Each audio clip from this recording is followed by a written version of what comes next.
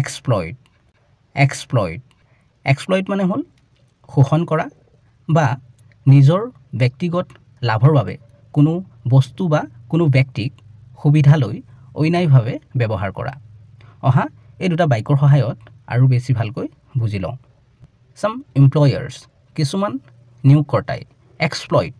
শোষণ কৰে foreign workers বিদেশী শ্ৰমিকক ইয়াৰ সম্পূৰ্ণ বাক্যটো হ'ব some employers exploit foreign workers কিছুমান নিয়োগকৰ্তাই বিদেশী শ্ৰমিকক শোষণ কৰে many countries বহু দেশে exploit শোষণ কৰে oil under the sea সাগৰৰ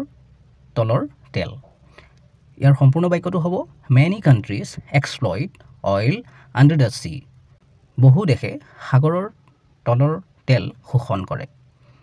ভিডিঅ'টোত এটা লাইক কৰি দিবা আৰু চেনেলটো সাবস্ক্ৰাইব কৰি লবা কাৰণ এনে ধৰণৰ ভিডিঅ'বোৰ ইয়াতে পাই থাকিবা